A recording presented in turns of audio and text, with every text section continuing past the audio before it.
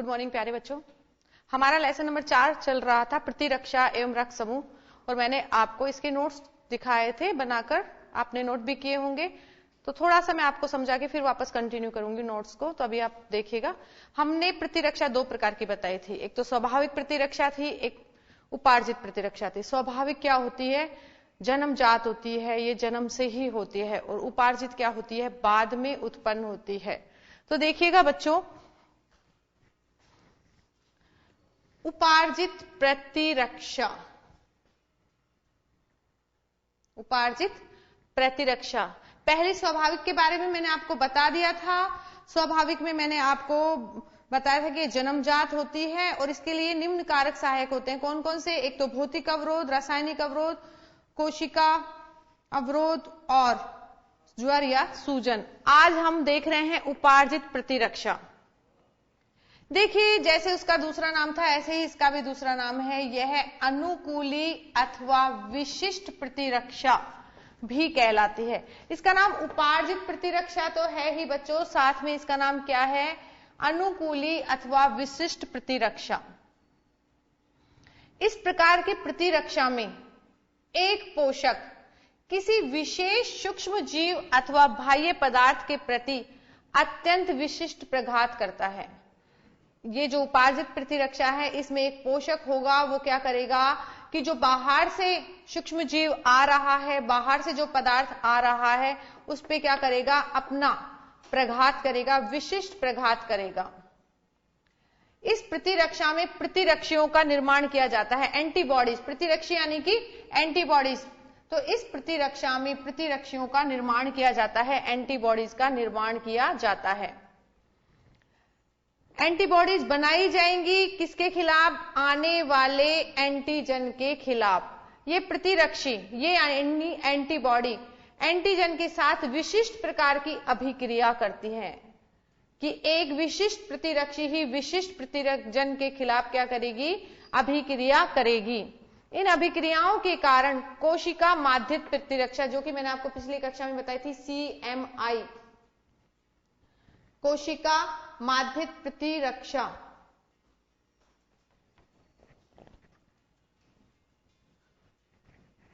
कोशिका माध्यित प्रतिरक्षा CMI सक्रिय होती है। इन सबके परिणाम स्वरूप शरीर में एंटीजन का उन्मूलन किया जाता है। क्या होता है कि एंटीबॉडी एंटीजन के साथ क्या करती है? अभिक्रिया करती है, और वो एंटीबॉडी क्या करेगी? एंटीजन को नष्ट करेगी, उसका उन्मूलन करेगी। तो ये जो विशिष्ट प्रतिरक्षा है दो प्रकार की है बच्चों, एक तो है सक्रिय प्रतिरक्षा, दूसरी है निष्क्रिय। सक्रिय में तो यह है कि हमारा जो शरीर है वो एक्टिव होगा। तो इसमें क्या होता है कि जब एंटीजन आता है शरीर के अंदर, तो उसके विरुद्ध हमारा शरीर खुद क्या करता है? एंटीबॉडीज का निर्माण करता है। यहां पर एंटीबॉडीज का निर्माण होता है किसके द्वारा? शरीर के द्वारा। निष्क्रिय प्रतिरक्षा में क्या होता है कि एंटीजन आ गया लेकिन उससे हमारी रक्षा नहीं हो रही है, तो बाहर से विशिष्ट प्रतिरक्षी प्रविष्ट कराए जाते हैं, यानी कि इसमें हमारे शरीर का कोई रोल नहीं होता। बाहर से आने वाली एंटीबॉडीज विशिष्ट प्रतिरक्षी क्या करती हैं? उस विशेष प्रतिजन के खिलाफ प्रवेश कराई जाती हैं। तो बच्चों ये नोट्स आप नोट डाउन कर लीजिए एक बार।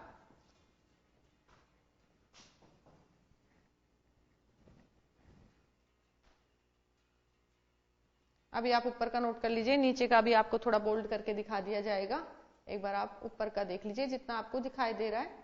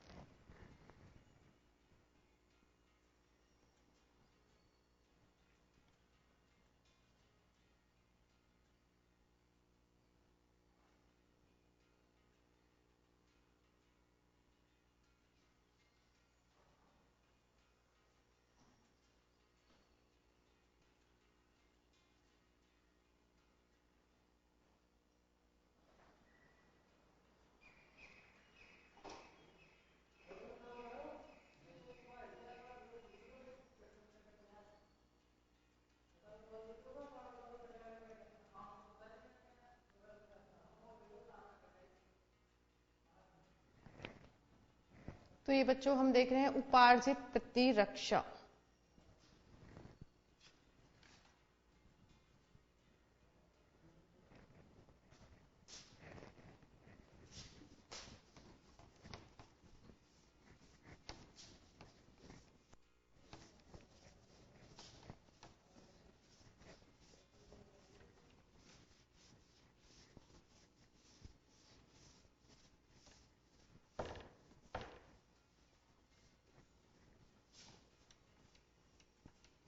उपार्जित प्रतिरक्षा दो प्रकार की थी, सक्रिय और निष्क्रिय।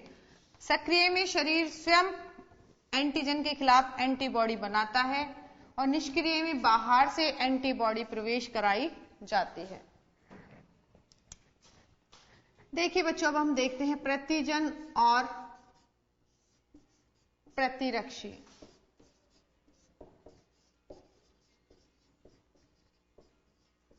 अब आपको थोड़ा सा बच्चों इंग्लिश में भी नाम याद रखने हैं। ये प्रतिजन प्रतिरक्षी की जगह आप याद कर सकते हो एंटीजन एंड एंटीबॉडी।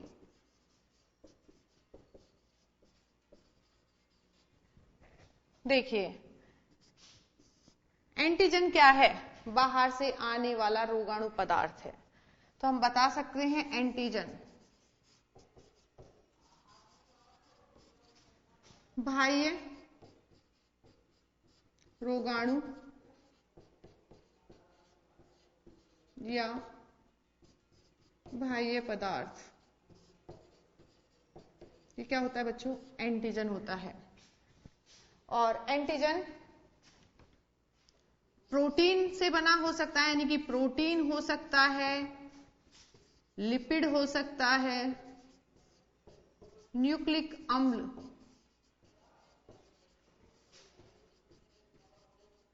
ये क्या हो सकते हैं? जो बाहर से आने वाले रोगाणु इनके रूप में हो सकते हैं, यानी कि प्रोटीन, लिपिड, न्यूक्लिक अम्ल। देखिए बच्चों, जब एंटीजन, ये हमारी शरीर है, हमारा बॉडी है। तो देखिए जब इसमें एंटीजन यानी कि रोगाणु ने एंटीजन इसने क्या किया? प्रवेश किया। किसने? रोगाणु ने प्रवेश किया। कहां प्रवेश किया? हमारी बॉडी के अंदर। आपको पता ही है, मैंने पहले बताई थी कि कौन कौन से अंग प्रतिरक्षा में काम करते हैं। तो आपको बताया था लिम्फोसाइट्स भी होती हैं। तो बी लिम्फोसाइट सेल्स होती हैं बच्चों। तो जैसे ही एंटीजन प्रवेश करता है बच्चों, तो शरीर की जो बी लिम्फोसाइट्स है उनको एक्टिवेट करता है। एक्टिवेट करता है किस लिए? कि ये चेंज हो जाए। किस में चेंज हो जाए? प्लाज्मा सेल्स में।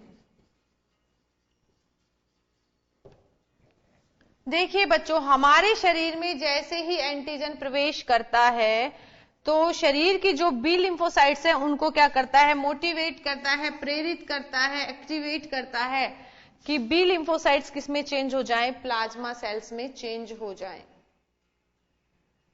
बी लिम्फोसाइट्स चेंज हो जाती हैं किसमें? प्लाज्मा सेल्स में। और अब ये प्लाज्मा सेल्स क्या बनाती हैं?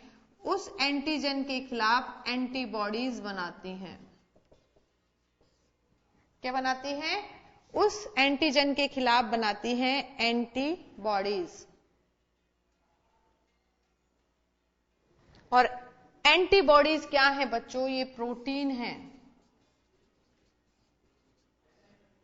क्या है बच्चों? ये प्रोटीन। तो हम देख सकते हैं कि एंटीजन है वो बाहर से आने वाला रोगाणु है, बाह्य पदार्थ है। और ये हो सकता है प्रोटीन, लिपिड, न्यूक्लिक अम्ल, इनमें से कोई भी हो सकता है। जैसे ही एंटीजन हमारी बॉडी में प्रवेश करता है तो बी लिम्फोसाइट सेल्स प्रेरित होती हैं, यानी रूपांतरित होती हैं किसमें? प्लाज्मा सेल्स में चेंज होने के लिए। और क्या बनाती हैं? एंटीबॉडीज बनाती हैं। अब क्या होता है कि ये एंटीजन हमारी बॉडी में आया है, इसके खिलाफ एंटीबॉडी बनी है और इनके बीच में क्या होती है? अभिक्रिया होती है, प्रतिजन प्रतिरक्षी अभिक्रिया। और इसके बाद क्या होता है? कि CMI के थ्रू क्या होता है कि इस एंटीजन को खत्म कर दिया जाता है। इस एंटीजन को, जो एंटीजन आया है, इसको क्या करेंगी, एंटीबॉडीज खत्म कर देती हैं। तो ये इस तरीके से हमें क्या प्राप्त होती है, हमें प्रतिरक्षा प्राप्त होती है हमारे शरीर से। जब एंटीजन प्रवेश करता है बॉडी के अंदर, एंटीजन ने बॉडी के अंदर प्रवेश किया, तो सबसे पहले स्वाभाविक, जो हमने दो प्रकार की प्रतिरक्षा बताई, एक तो स्वाभाविक, एक उपार्जित। तो जैसे ही एंटीजन प्रवेश करता है तो सबसे पहले स्वाभाविक प्रतिरक्षा वर्क करेगी। कौन सी बच्चों? स्वाभाविक प्रतिरक्षा।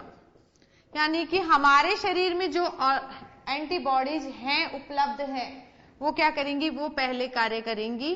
उन एंटीबॉडीज से जब काम नहीं होता है तो फिर क्या होती हैं, बी लिम्फोसाइट्स क्या करती हैं, प्लाज्मा सेल्स को प्रेरित करती हैं इस एंटीजन के प्रति, इस विशेष एंटीजन के प्रति एंटीबॉडीज बनाने के लिए। तो इस विशेष एंटीजन के प्रति एंटीबॉडीज बनती हैं और वो प्रतिरक्षा होती है उपार्जित प्रतिरक्षा या विशिष्ट प्रतिरक्षा। और जब शरीर में भी इस प्रकार की एंटीबॉडीज नहीं बन पाती जो इस एंटीजन को खत्म कर सके, तो बाहर से एंटीबॉडीज प्रवेश कराई जाती हैं। जब हमारा शरीर अगर उत्पन्न कर लेता है एंटीबॉडीज को, तब तो वो कहलाती है सक्रिय प्रतिरक्षा। कौन सी कहलाएगी बच्चों? सक्रिय प्रतिरक्षा। और जब हमारा शरीर इस एंटीजन के खिलाफ एंटीबॉडीज नहीं बना पाता, तो क्या होता है कि बाहर से एंटीबॉडीज प्रवेश कराई जाती हैं बॉडी के अंदर, विशिष्ट एंटीबॉडीज प्रवेश कराई जाती हैं विशिष्ट एंटीजन यानी कि रोगाणु के प्रति। और तब जाके क्या होता है, ये एंटीजन का उन्मूलन होता है और ये बाहर से जो एंटीबॉडीज प्रवेश कराई जाती हैं, इस प्रकार की प्रतिरक्षा कहलाती है निष्क्रिय प्रतिरक्षा। तो हमने प्रतिरक्षा देखी थी बच्चों, दो प्रकार की प्रतिरक्षा थी, एक तो स्वाभाविक, दूसरी थी उपार्जित। स्वाभाविक में आप क्या देखते हैं, स्वाभाविक में ऑलरेडी हमारी बॉडी के अंदर जो एंटीबॉडीज होती हैं वो वर्क करती हैं। और उपार्जित में क्या होता है कि हमारा शरीर जो एंटीजन यानी कि जो प्रतिजन प्रवेश कर गया है उसके खिलाफ एंटीबॉडीज बनाता है। अब क्या होता है कि कई एंटीजन ऐसे खतरनाक होते हैं जिनके खिलाफ हमारा शरीर भी एंटीबॉडी नहीं बना पाता और रोग हमारे शरीर में बढ़ता जाता है। तो इस रोगाणु को, इस एंटीजन को खत्म करने के लिए बाहर से एंटीबॉडीज प्रवेश कराई जाती हैं।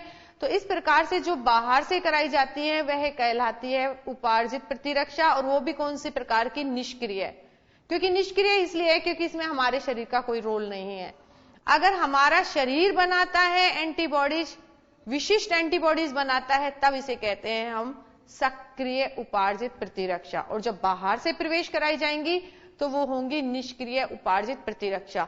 और स्वाभाविक वो है जो ऑलरेडी हमारे शरीर में एंटीबॉडीज हैं, कोई भी रोगाणु कैसा भी आ जाए वो सिलेक्शन नहीं होता कि ये विशेष के लिए है, सभी के लिए वो एंटीबॉडीज वर्क करती है, तो वो जन्मजात होती हैं और इसे कहते हैं हम स्वाभाविक प्रतिरक्षा। तो बच्चों ये अभी आप देख रहे थे प्रतिजन एवं प्रतिरक्षी, थोड़ा सा आप इसको नोट कर लीजिए।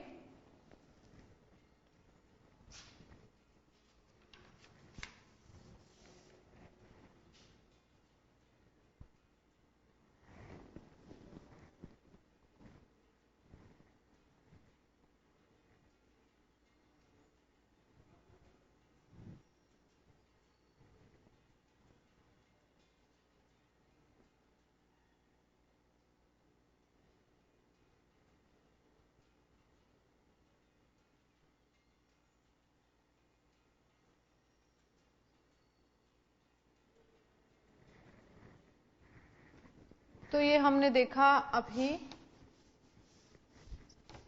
प्रतिरक्षा, और प्रतिरक्षा में आपको बताया कि स्वाभाविक कब कार्य करेगी, उपार्जित कब कार्य करेगी, और एंटीजन और एंटीबॉडीज के बारे में बताया। अब अगर हम देखें बच्चों, हम प्रतिजन के बारे में अलग से देखें, प्रतिजन क्या है, तो प्रतिजन क्या है, बाह्य रोगाणु है, बाह्य पदार्थ है जो बाहर से आ रहा है, बाह्य पदार्थ या रोगाणु जो शरीर में प्रवेश करता है।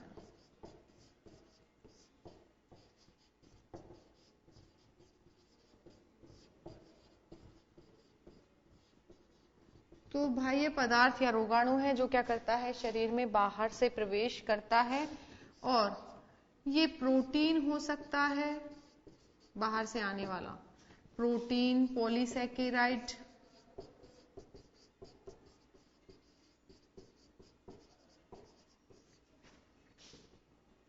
लिपिड या न्यूक्लिक अम्ल, इनमें से कुछ भी हो सकता है बच्चों। तो ये होता है, कौन होता है ये, प्रतिजन होता है, एंटीजन होता है, इसका इंग्लिश में नाम बोले तो एंटीजन। अब देखिए बच्चों की जो प्रतिजन है ये प्रोटीन, पॉलीसैकेराइड, लिपिड या न्यूक्लिक अम्ल के बने होते हैं।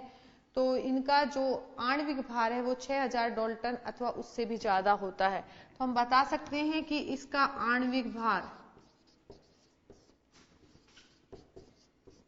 6000 डाल्टन, इससे भी ज्यादा।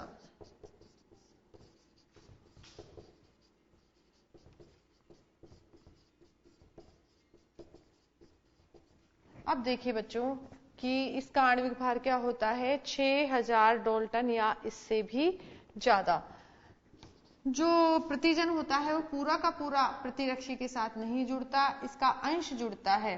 तो हम बता सकते हैं प्रतिजन का संपूर्ण भाग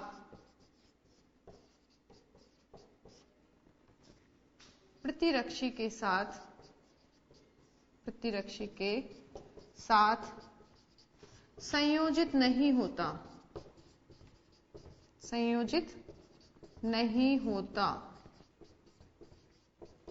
अपितु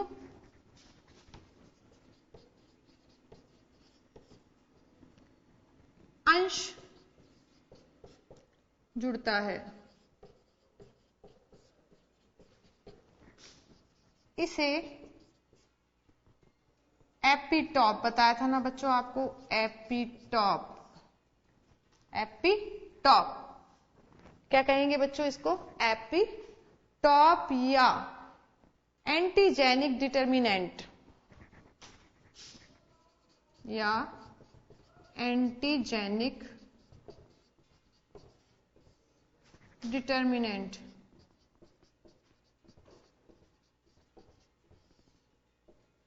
कहते हैं। तो जहां से ये प्रतिरक्षी के साथ जुड़ेगा वो कहलाएगा एपिटॉप या एंटीजेनिक डिटर्मिनेंट। बच्चों अभी वक्त तो चला है ब्रेक का, ब्रेक के बाद फिर मिलते हैं।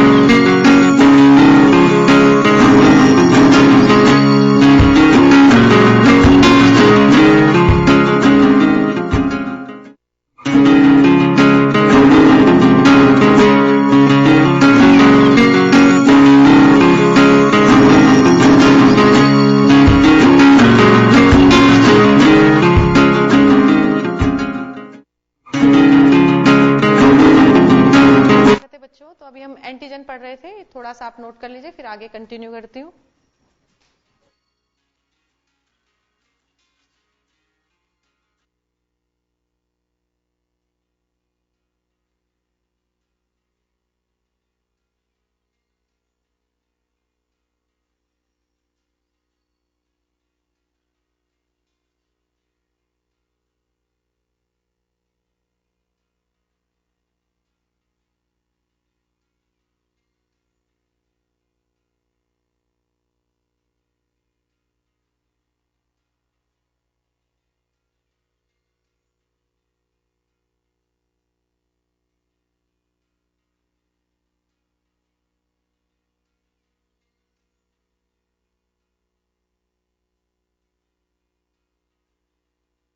हमने अभी एंटीजन का देख रहे हैं।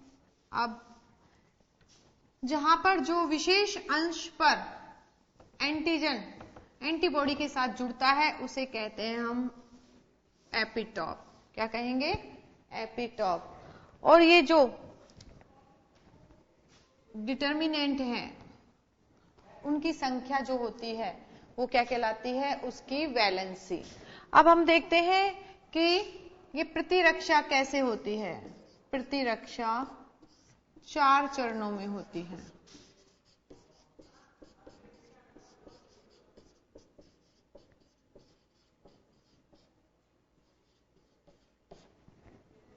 सबसे पहले तो बच्चों हमारे शरीर में भी एंटीजन है खुद।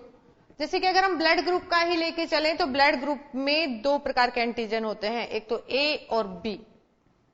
ए एंटीजन अगर ब्लड ग्रुप का है तो वो होगा ए ब्लड ग्रुप, बी एंटीजन है तो वो होगा बी ब्लड ग्रुप। ए और बी दोनों एंटीजन हैं तो वो होंगे ए बी ब्लड ग्रुप, और अगर दोनों ही नहीं है तो होता है ओ ब्लड ग्रुप। तो हमारे ब्लड के अंदर, हमारे शरीर के अंदर भी एंटीजन है, तो अंतर्निहित एंटीजन है वो हमारे शरीर को नुकसान नहीं पहुंचाते। बाहर से आने वाले एंटीजन हमारे शरीर को नुकसान पहुंचाते हैं। तो देखिए बच्चों, तो सबसे पहले प्रतिरक्षा के 4 चरणों में जो पहला चरण है उसमें शरीर क्या करता है? अंतर्निहित, शरीर के अंदर जो उपस्थित है अंतर्निहित प्रतिजन तथा बाह्य प्रतिजन जो बाहर से आया है, बाह्य प्रतिजन में विभेद होगा। मतलब इनमें देखेंगे कि कौन बाहर से आया है। पहला चरण होता है अंतर्निहित प्रतिजन या बाह्य प्रतिजन में विभेद। उसके बाद देखिए बच्चों कि जो इसमें निर्धारक है, कौन सा निर्धारक? एंटीजनी निर्धारक है। तो उसके आधार पर क्या होती है? लिम्फोसाइट्स है, बी लिम्फोसाइट्स है, वो क्या बनाती हैं? प्लाज्मा सेल्स बनाती हैं। तो हम लिख सकते हैं कि एंटीजन या प्रतिजन भी बोल सकते हैं, एंटीजन के एंटीजेनिक डिटर्मिनेंट या निर्धारक, एंटीजेनिक निर्धारक के आधार पर बी लिम्फोसाइट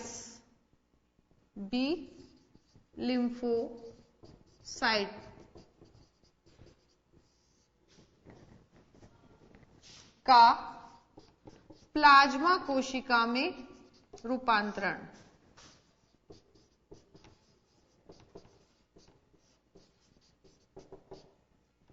कि देखेंगे कि इसमें एंटीजेनिक निर्धारक कैसे हैं, उसी हिसाब से क्या होती हैं, बी लिम्फोसाइट्स क्या करती हैं? प्लाज्मा कोशिका में रूपांतरित होती हैं।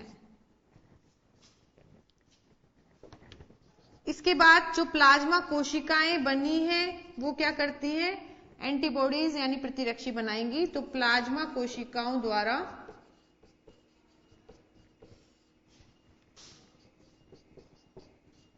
प्रतिरक्षियों का निर्माण, प्रतिरक्षियों का निर्माण।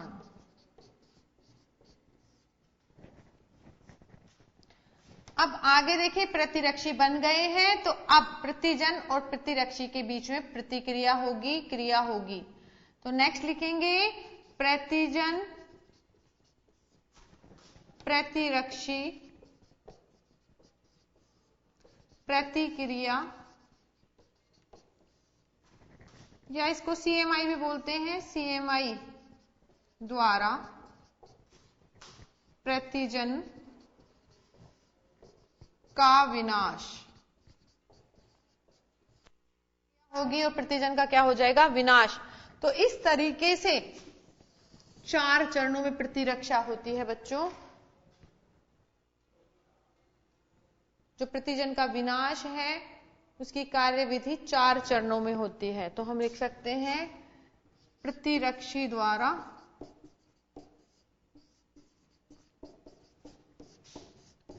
प्रतिजन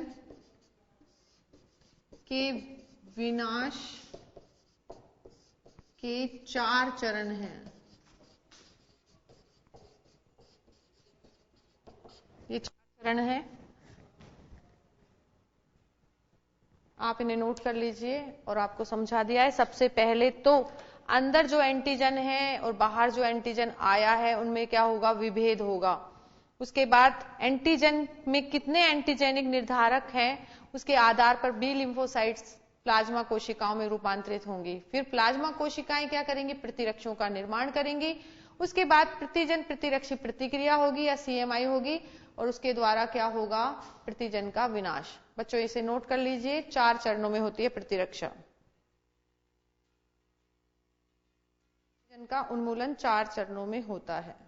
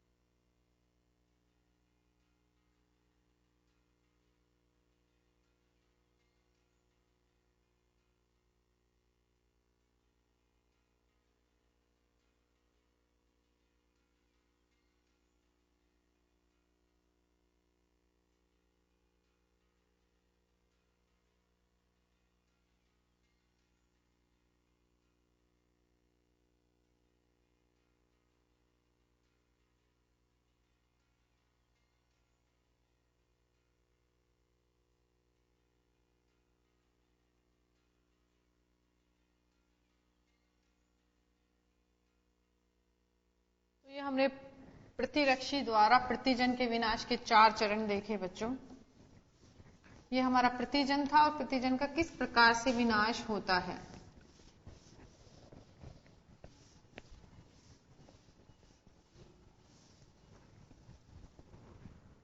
अब हम देखें, तो हमने एंटीजन के बारे में, प्रतिजन के बारे में देखा। अब हम देखें प्रतिरक्षी के बारे में।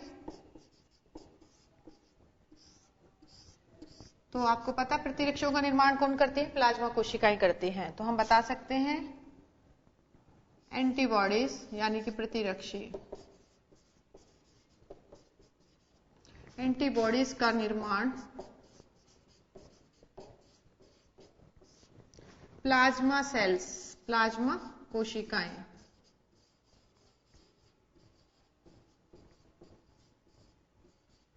प्लाज्मा कोशिकाएं करती है। एंटीबॉडीज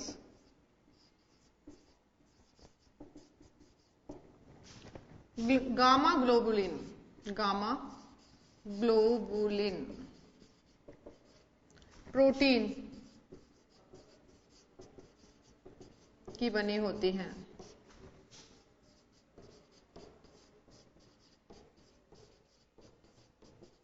किसकी बनी होंगी बच्चों? गामा ग्लोबुलिन प्रोटीन की।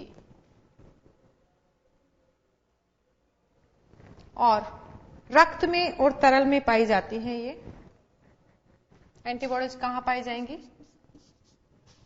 रक्त यानी कि ब्लड में, रक्त में या तरल में पाई जाती हैं शरीर के अंदर। अब देखिए, जिस प्रकार से एंटीजन जहां पर एंटीबॉडी से जुड़ता है उसे पैराटॉप बोला था, एपिटॉप बोला था, इसी तरीके से हम बता सकते हैं कि प्रतिरक्षी का वह अंश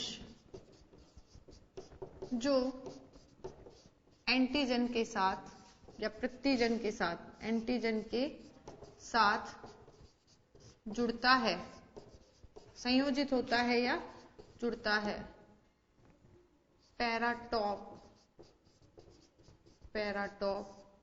कहलाता है।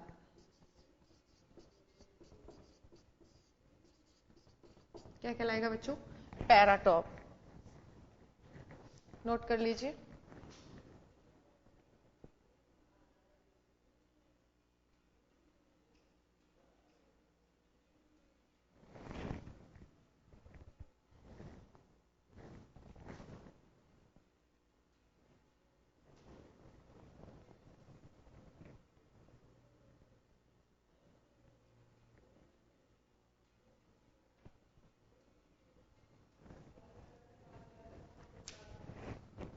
तो ये प्रतिरक्षी का बताया आपको। प्रतिरक्षी की संरचना देखते हैं हम बच्चों नेक्स्ट। प्रतिरक्षी की संरचना।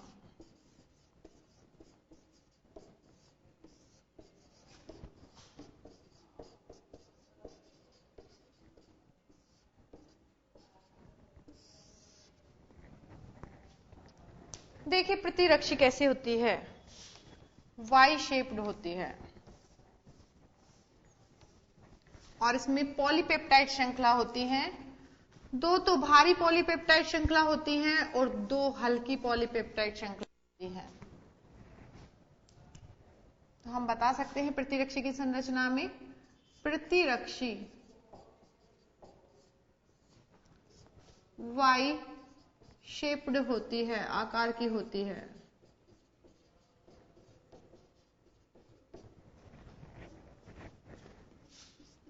प्रतिरक्षी यानी कि एंटीबॉडी, प्रतिरक्षी दो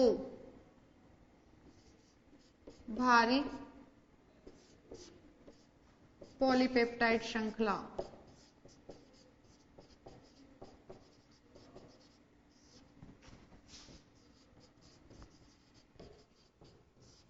तथा दो हल्की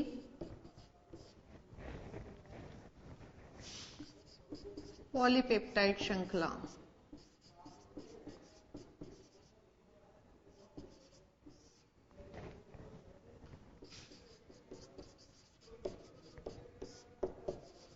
की बनी होती है।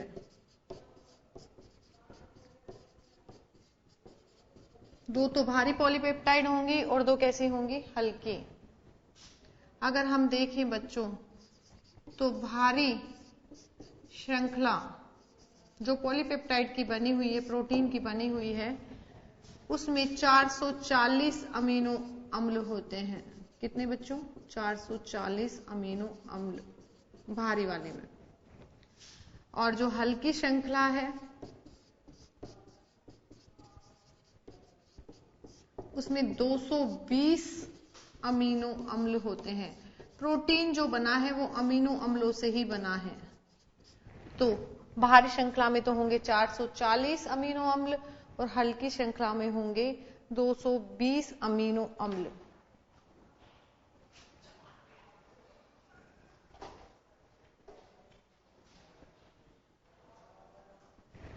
देखिए भारी जो है उसको तो हम हैवी यानी कि H से शो करेंगे श्रृंखला को, और जो हल्की है उसको लाइट से शो करेंगे।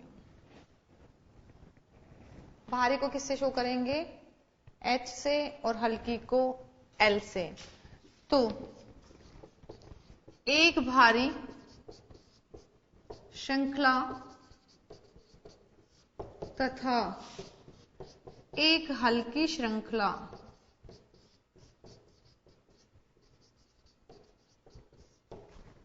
मिलकर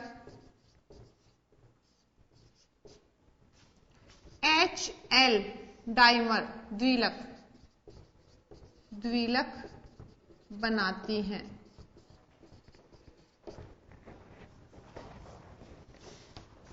और दो HL द्विलक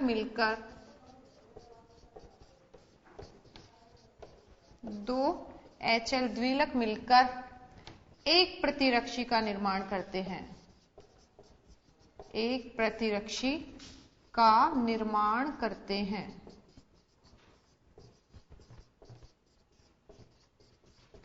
देखिए बच्चों, भारी श्रृंखला में 440 अमीनो अम्ल होंगे, हल्की में 220। अब 440 और 220 वाली एक भारी और एक हल्की वाली मिलकर क्या बनाएंगे? HL द्विलक बनाएंगे। और ऐसे ही दो द्विलक मिलकर क्या बनाएंगे? एक प्रतिरक्षी। बच्चों आज वक्त हो चला है, अभी प्रतिरक्षी का पूरा कंप्लीट नहीं हो पाएगा, इसलिए आज के लिए इतना ही। नेक्स्ट टर्न पर इसी को कंटिन्यू करते हैं। थैंक यू बच्चों।